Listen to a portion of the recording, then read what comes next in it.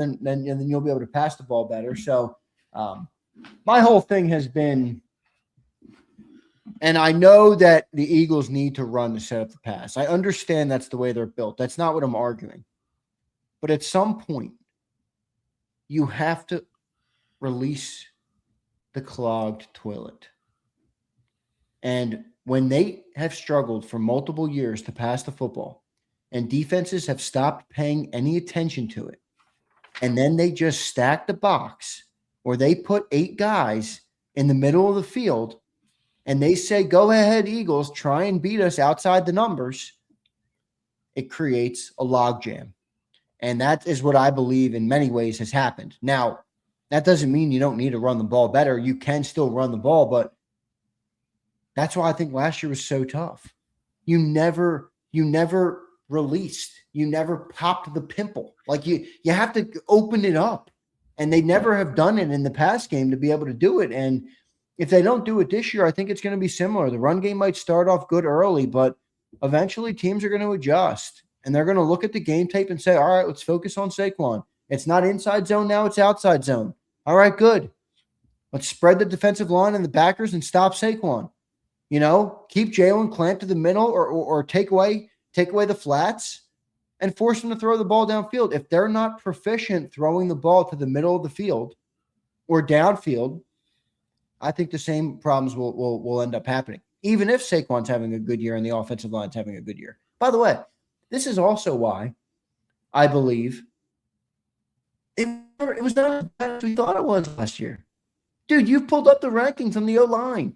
We talk amongst the fans like that offensive line was legitimately the worst O-line in football. They were like 12th. Like they were good enough. But we never released the logjam, so they were never able to get rhythm and to get movement and get motion in the run game. So, again, the run game has to set up the pass game for the Eagles. But to me, in order to keep things going, in order to stay consistent all year, you are going to have to make defenses pay when they load it up and try and take away Saquon. Boom, you want to load it up? Perfect. I'm going to beat you right down the seam to Dallas Goedert.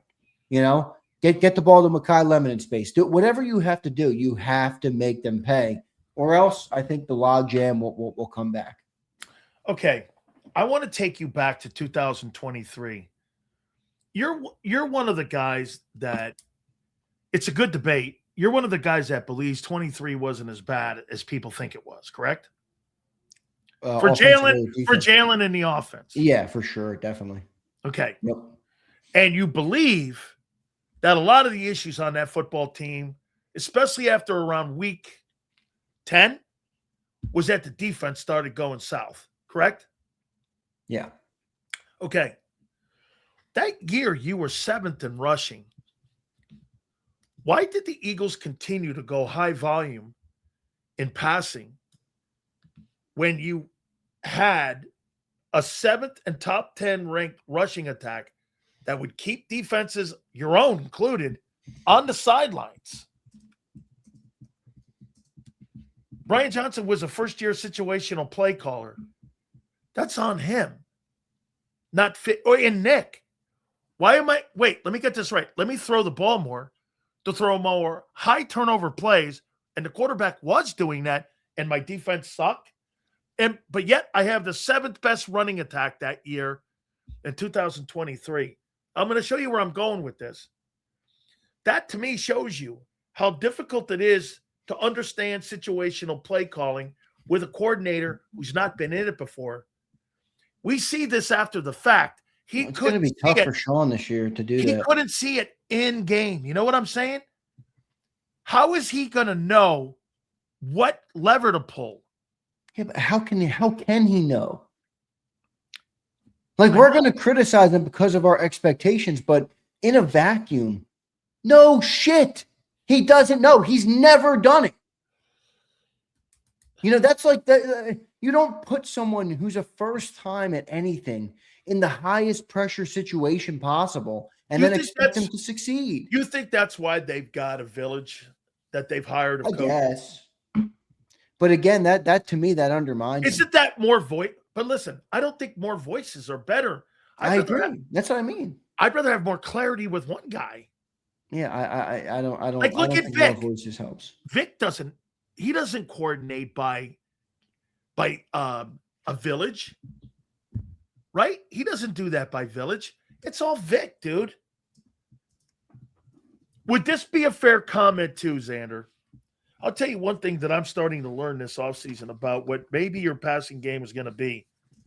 Do not lose Dallas Goedert or Devontae Smith for any period of time, because you don't have anybody else in that pass game. Oh, nobody. They're done. If they lose Goddard, they'll be making a big trade at tight end.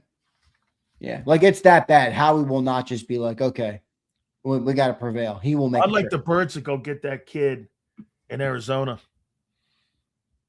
The dude behind McBride? No, McBride. McBride. And what do you plan on trading for him?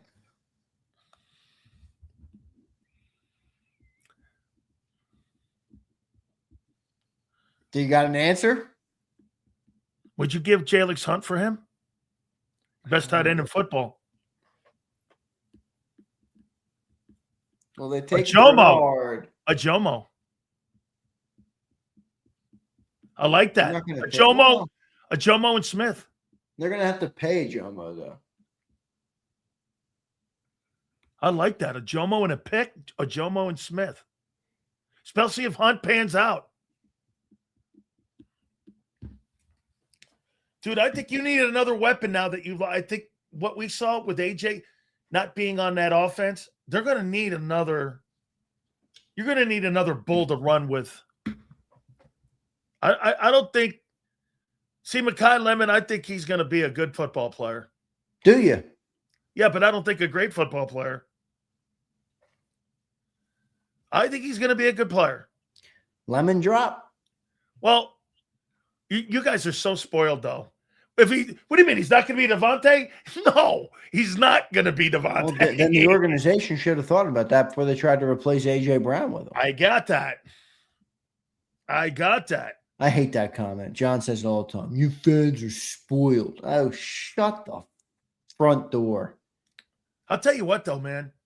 How he has done the drop-off of players that he brings back behind the guys he loses, it's not crazy fall-offs like most organizations go to. Yeah, but he doesn't have the fall-offs aren't just to be fair. Way more turnover on defense that they've proven they're good at than they've had on offense. I mean, coming out of 2020, true, when they traded for AJ, and that's when the offense got crazy good. I just got to remind everybody, it was pretty ugly at offense. Carson Wentz was throwing to Travis Fulgham and Jalen Reagor his final season. All right, Quez Watkins was a starter. All right. Before that, they really didn't have anybody. They brought in Jordan Matthews. They had Alshon Jeffrey, who was probably the best player that we had. Torrey Smith was a part of our Super Bowl team. We never had receivers like that. 2020 rolls around. They switch regimes in terms of coaching and quarterback. Howie assembles an amazing offense that's really been the same offense the last 4 years. Think about it. They paid them all. They paid Devontae. They paid AJ. They paid Goddard. They paid all the offensive line. They've never had turnover. The defense, it's like you've lost Milton Williams. So you lost Josh Sweat. You lost all of these different players and have been able to make good on it.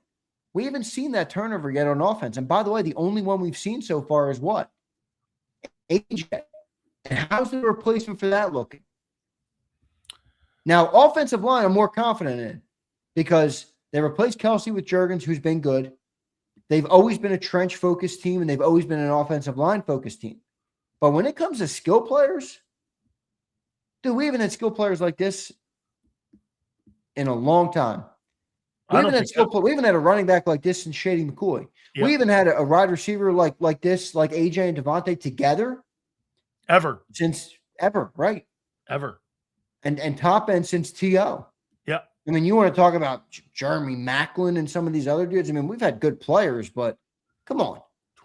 So I'm more in wait and see mode. Like, Howie deserves a lot of credit for the way he's built rosters, but turning over the offense is going to be a lot different than turning over the defense. Now you're seeing Jordan and Jalen Carter get paid. Cooper and Quinion are coming up. Bond's already paid. Campbell's going to come down the pike. Makuba might come down the pike. Right now, it looks like there's a massive shift coming to where you're going to have to replenish the offense.